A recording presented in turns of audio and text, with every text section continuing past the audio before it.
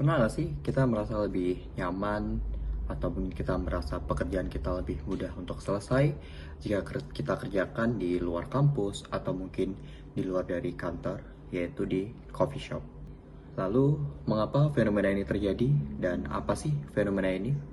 Nah, dan fenomena ini banyak terjadi dan bisa kita lihat dari kacamata sosiologi, yaitu adalah teori dari Ray Oldenburg, di mana teori yang ia miliki adalah teori third place.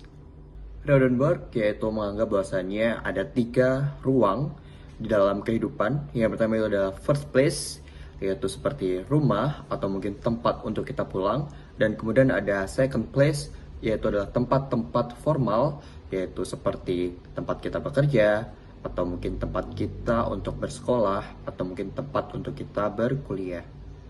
Dan kemudian third place itu adalah sebuah tempat di mana memfasilitasi manusia untuk bersosialisasi, memfasilitasi manusia untuk bercengkrama secara sosial, dan memfasilitasi manusia untuk bersantai tentunya. Nah, third place itu sendiri bisa kita lihat di coffee shop. Yap, betul, coffee shop merupakan sebuah third place jika kita merujuk pada teori Ray Oldenburg ini, di mana coffee shop bisa memfasilitasi kita yaitu untuk bersantai, bercengkrama, atau mungkin sekadar ngobrol. Itu semua bisa kita akses yaitu di coffee shop. Tapi di sisi lain juga terjadi sebuah pergeseran di mana Gen Z memaknai coffee shop juga sebagai sebuah learning space, yang mana mereka banyak belajar di situ, yang mana mereka banyak mengerjakan tugas-tugasnya di situ, entah itu tugas yang bersifat akademik maupun tugas yang bersifat non-akademik. Ya, fenomena ini bisa terjadi yaitu salah satunya dikarenakan adanya digitalisasi. Digitalisasi tentunya banyak sekali mengubah cara manusia untuk bekerja, cara manusia untuk belajar, yang mana hal ini membuat pergeseran juga pada coffee shop. Coffee shop yang semula hanya diasosiasikan sebagai tempat untuk kita nongkrong, tempat di mana kita untuk bersantai saja, tetapi saat ini bisa juga sebagai tempat untuk kita belajar, bisa menjadi tempat untuk kita bekerja juga. Hal ini tidak lepas dari peran digitalisasi itu sendiri. Kita saat ini bisa mudah untuk mengakses jurnal, kita bisa mudah untuk mengakses buku, atau mungkin kita bisa mengerjakan pekerjaan kita di luar kantor karena adanya digitalisasi itu. Faktor selanjutnya, yang kedua, yaitu adalah dikarenakan kantor atau kampus terkadang adalah menjadi tempat yang cukup kaku. Hal itu dikarenakan banyak sekali batasan-batasan yang ada di sana, terkait dengan peraturan, atau mungkin jam operasional, dan mungkin hal-hal lainnya yang bisa dilakukan. Seperti mungkin untuk beberapa teman-teman suka untuk mengerjakan tugas atau mungkin mengerjakan pekerjaannya yaitu dengan kegiatan yang lain, yaitu sambil merokok atau mungkin sambil mendengarkan musik dengan cukup kencang. Nah, hal tersebut tentunya tidak bisa untuk dilakukan di area kampus dan juga di lingkungan kantor. Faktor ketiga yang menjadikan coffee shop sebagai alternatif tempat untuk kita bekerja atau tempat kita untuk belajar yaitu dikarenakan adanya fasilitas yang mendukung. Fasilitas yang mendukung ini yaitu adalah fasilitas-fasilitas fisik berupa penerangan, berupa tempat duduk yang nyaman, berupa colokan, atau mungkin akses internet yang lancar dan juga cukup kencang. Sehingga hal ini cukup bisa untuk mendukung kita dalam belajar, cukup bisa untuk mendukung kita dalam bekerja juga.